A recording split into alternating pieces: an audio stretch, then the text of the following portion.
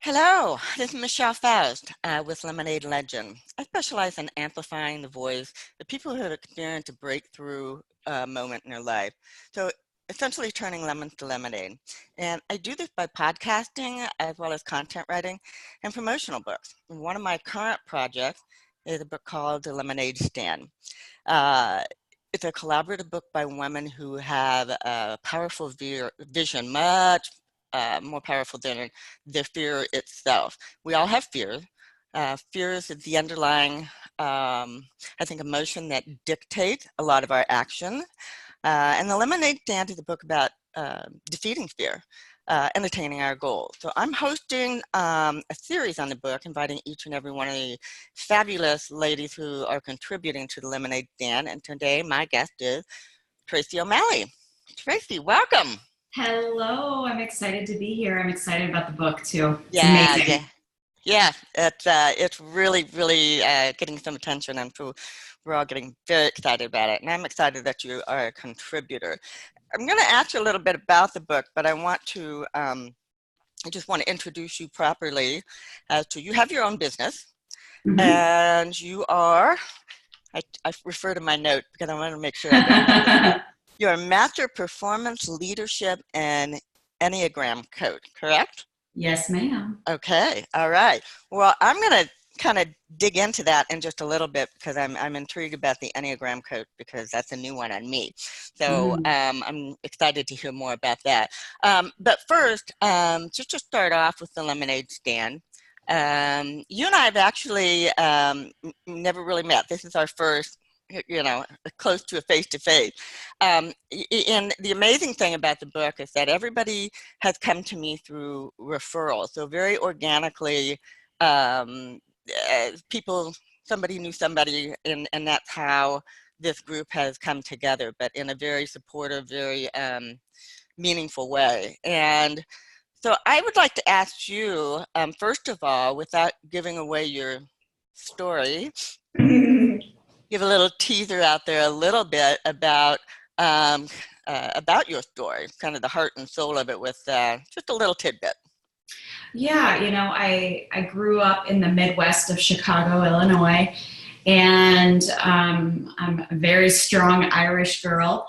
With the last name O'Malley, you can kind of go from there where that leads. And, being born Irish, I joke a lot of the times that we were born to drink and fight. Like we come out of the womb ready to just like put on the gloves and do shots of whiskey.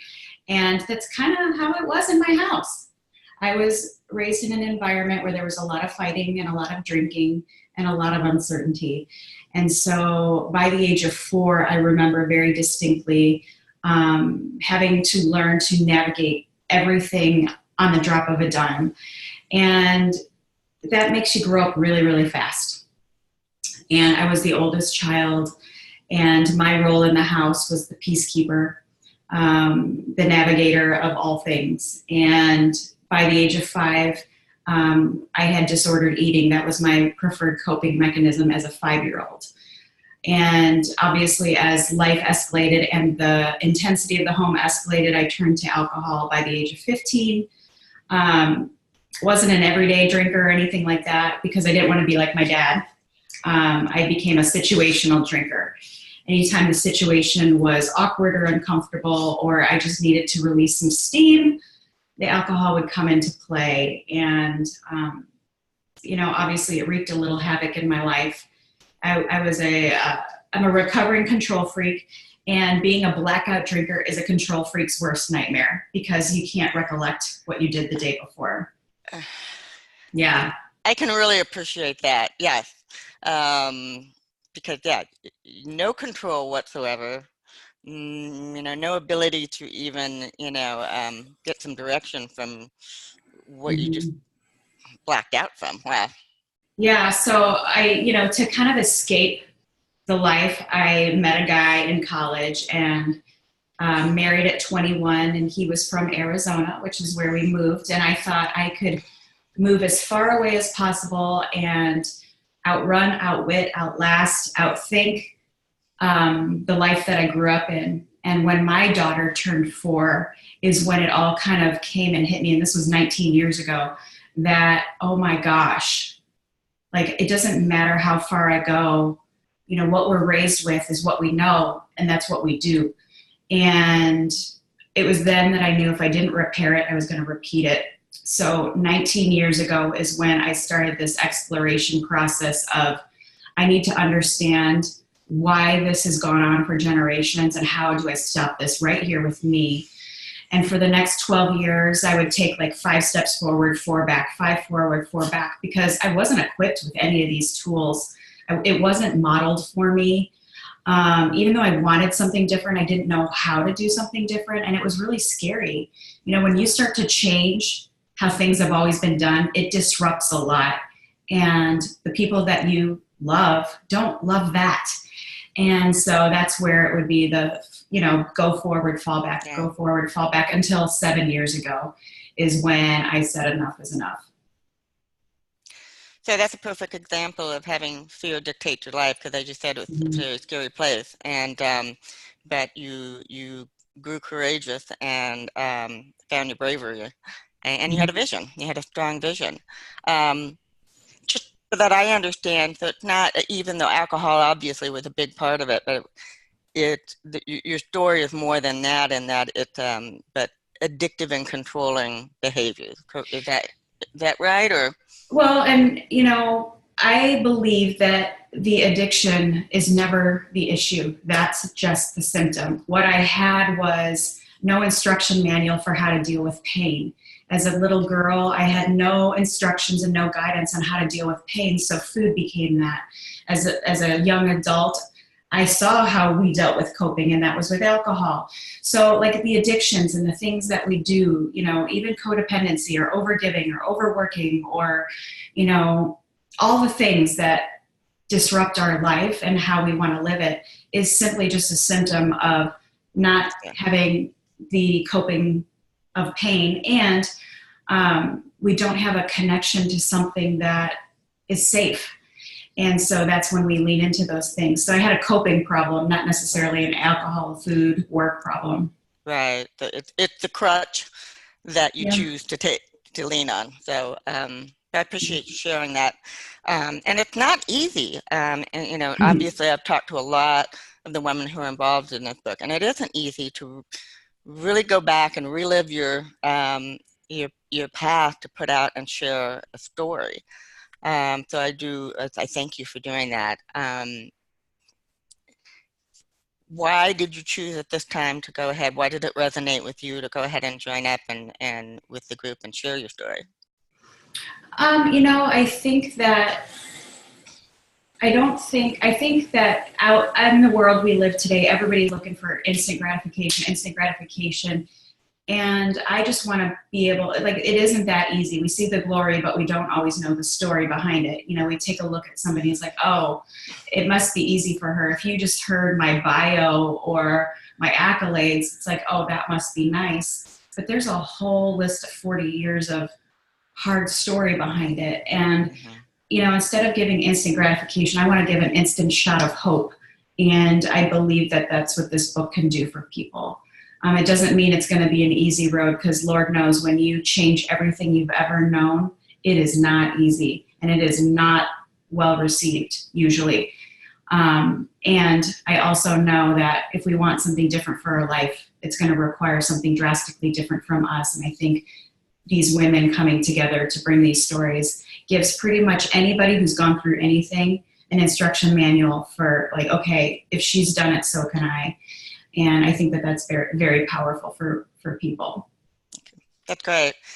Thank you. And I don't want to give away too much, because I want Yeah. people to be like reading the book and really digging into the details of it.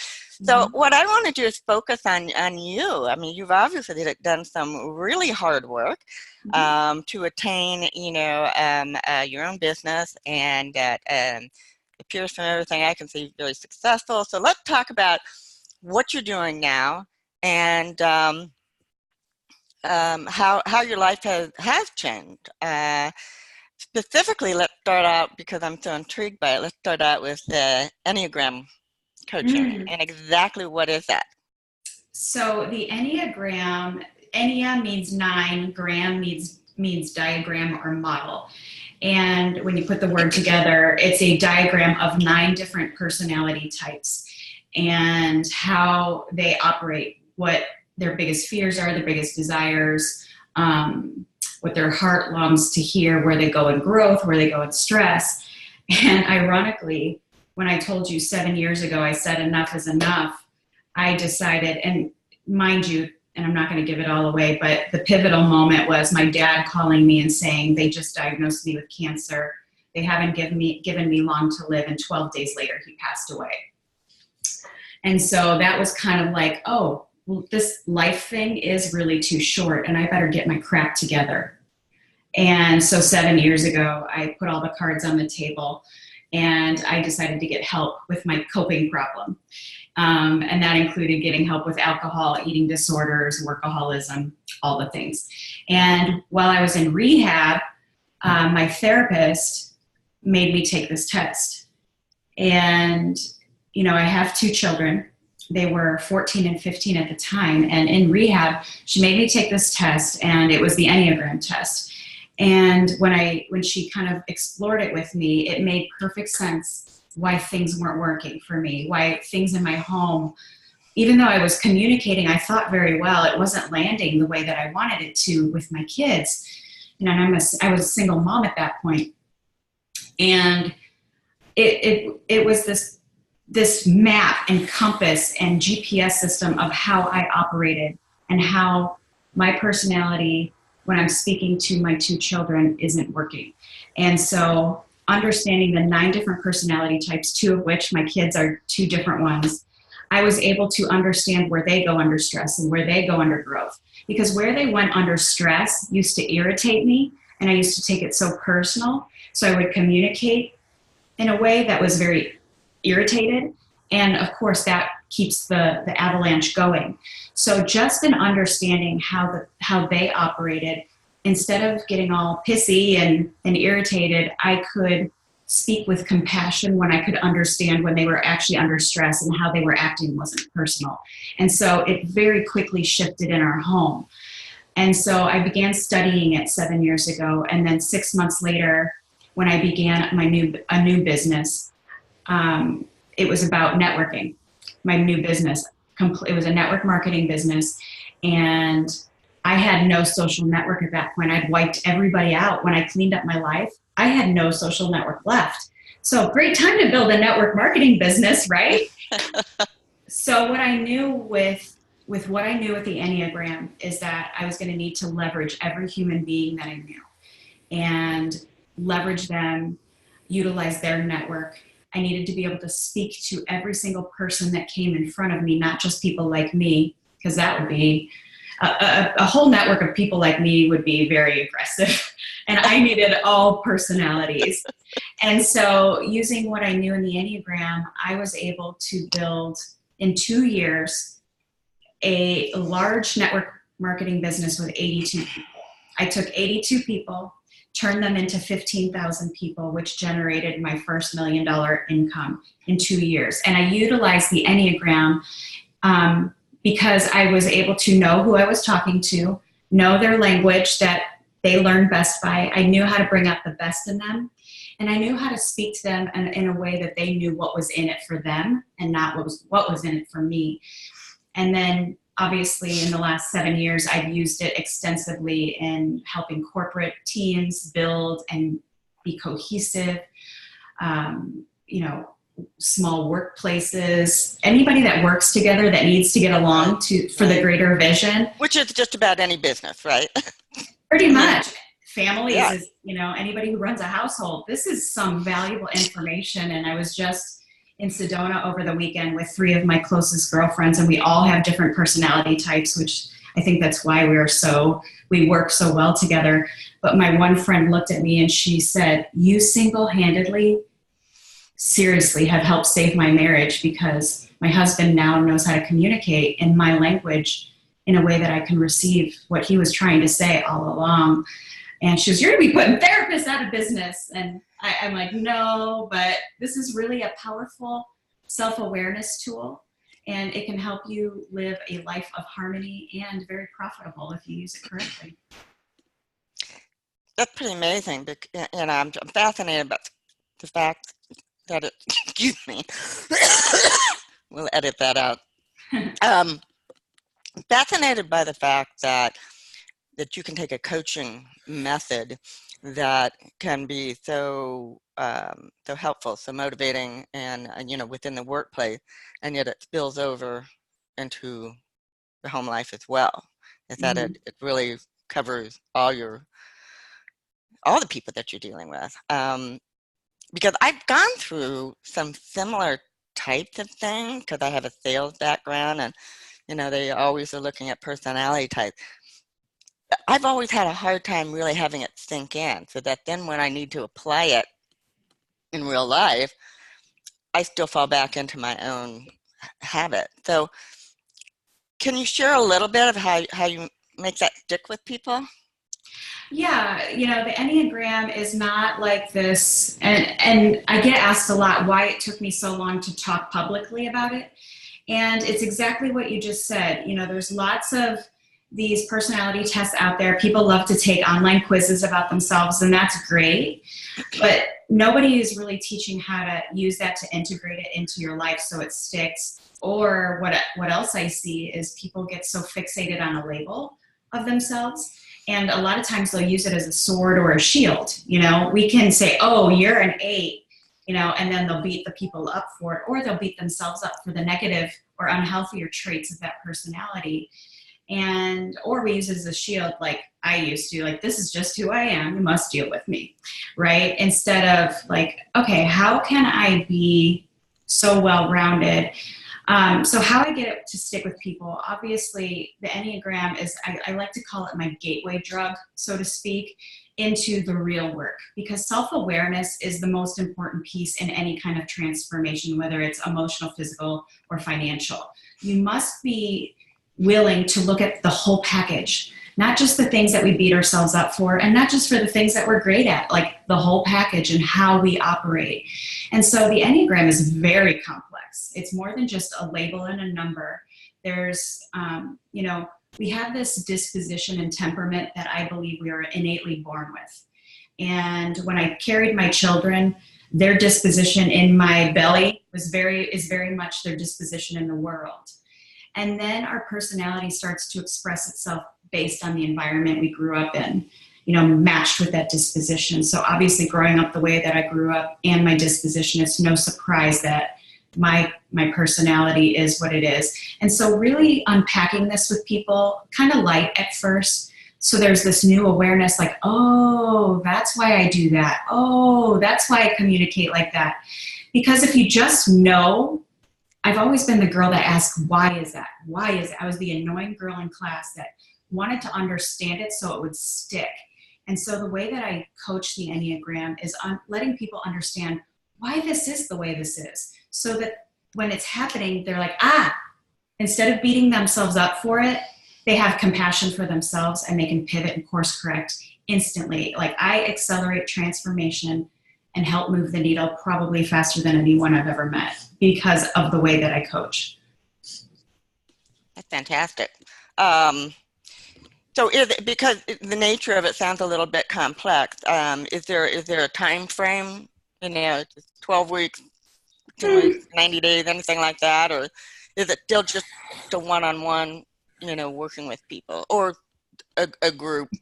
I mean, I like to say it depends on how deep you want to go. I do an initial kind of typing session because even if you take the test online, only about 70% of the time is it even close to being accurate because we kind of answer in ways that we wish we were sometimes. Yeah. And that's why it's really important to have somebody, because if you have the wrong type and you Google all the ways that it's unhealthy or where it goes in stress, just imagine if you plug your GPS, like your destination, into your car little GPS system and it's the wrong coordinates and it's going to take you off course. Like if you are labeled or typed the wrong way and you think you're this under stress, it could actually mean that that's where you are in growth and you're just sabotaging it. right? So I think it's really important to be guided through it. I can do one session. If you want to explore the entire thing and what that's about, that takes about 5. I do full day workshops and intensives. I can pretty much do anything for anybody with it. Some people like to learn a little bit at a time. Some people want to know all the things all at once. And, that's based on personality too. So I can work with anyone in any pace that they like. It just depends on what they like. Customized programming. That's great. Mm-hmm. I like that. Yeah. So let's also talk a little bit about the soul surgery method. Mm-hmm. Sounds like you're digging deep. So when I told you that the Enneagram is like the gateway drug, I wasn't kidding, because soul surgery, when you need to change your life, that isn't an easy process. Like I said, it took me 19 years, actually 12, to really get it right. And I've done all modalities of therapy, coaching, healing, trauma work, Al-Anon, ACA, AA. Like, I've done every modality out there. And I really quickly realized that the statistics with addiction are not very good. And I wanted to know why that was, of course. And it was because it's not a one size fits all at all. And so over the last 19 years, I've compiled what I believe works. And the Enneagram and self-awareness was my very first tool to use with people, so I could understand how to talk to them, right? And so what happens is when people become more self-aware and they understand themselves, and it isn't as scary as they thought it was to understand themselves, they're ready to take and integrate this into their life at a deeper level. And so then I move them into soul surgery. And that is more intensive. It is using what they've learned about themselves and really unpacking their past so they can heal it. It's like what you said earlier. I can't remember what you said, but sometimes it's hard to go back in and talk about these stories to bring them to life for the book. But you kind of have to. It's like if you ever broke a bone. And this is so symbolic of my life. I broke my arm when I was 6. And because I didn't want anybody upset, I didn't tell anyone that I broke my arm. Like, that's kind of like, you can tell how my household was, that I didn't tell anybody. And what happened is a few days later, I obviously couldn't hide the fact anymore that I was not using my arm. And so, of course, I had to go to the doctor. Well, if you don't heal the bone properly, what does a doctor have to go in and do? Re-break it, right? So if you heal properly, so you get the best use out of this beautiful arm that you have. Unfortunately, our hearts are no different. And sometimes we have to go in and re-break our heart a little bit so that it can heal the right way, so we can live the life we were called to, that we were supposed to all along. And so what soul surgery does is, with a lot of love and compassion, I help you kind of re-break the places that didn't heal properly so that you can move forward, and you don't have to do the 5 steps forward, 5 back, and that whole sabotage thing. It's like, oh, I understand this. I've healed it. If you don't heal it, you gotta feel it to heal it, to deal with it. And so that's what soul surgery is, but it's more integration of taking the self-awareness piece of the Enneagram, and then they're like, okay, I want more. This isn't as scary as I thought. And because I've been there, I've pretty much been through anything that you can think of. I'm pushing 50, so I have a lot of experience under my belt of pain and also healing and success and love and compassion. And so I think people feel safe in going through that process with me. And soul surgery took me 19 years to put together, and it's probably, next to my own children, my favorite baby of all. Yeah. There's way too much pain in the world, and way too little love and compassion. Mm-hmm. So, thank you for putting your life, in that direction, and helping people. It's really become something important to me. I'm not an expert, but I think in the process of putting this book together, I'm learning so much, and I'm meeting such amazing people that I'm realizing that this is my passion. When I sort of had to uncover the fact that I love this discovery that I'm going through. And As you were talking about having to go back in your past a little bit, it's interesting because I have a story in the book too. And I kind of wrote it in an out of body experience, like I was a person looking down at, you know, Hmm. Michelle's past life. And it just dawned on me only a couple of days ago where I kind of went, that's why I'm like who I am. I mean, it was the connection. And I mean, I like who I am, but yet Hmm. and we all have our quirks and behaviors and habits and everything else. And it was kind of a revelation that I understood much more, you know, why I love the way I do, why I, sometimes retreat Hmm. as I do. And it really pulled it all together. However, this is great revelation for me, but now what do I do? So Right. that's my next step. It's like, okay, you know this. What do you do with this knowledge, and how do you continue to grow? Well, and And I think the age that you and I are, and that the era that you and I grew up in, this stuff wasn't talked about. And today in the oh, world, absolutely not. no, Yeah, oh no, no. Like in fact, I mean, when I say when you disrupt things and bring revelation to this stuff, my family is not happy with me at all. And the life we live today, personal development and self help is at the forefront. But I think the problem, and this is why I'm so passionate about it, what I do is the problem is we touch on this awareness, but then nobody's teaching how to integrate. Okay, great, I know better, but I don't know how to do better. And then what happens is when we know it and we can't change it, we beat ourselves up and the cycle continues, right? right.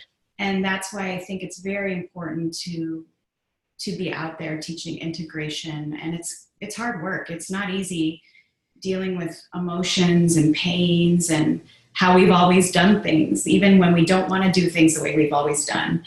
But it's very brave of you and of everyone listening that says, you know what, I know better and I want to do better. I'm going to raise my hand and say, please, you know the way, you've gone the way, now show me the way. And I think that that's really important and brave of you and everybody else that does it too. It is important, and I think the more awareness that we bring out there, the more we say it's okay.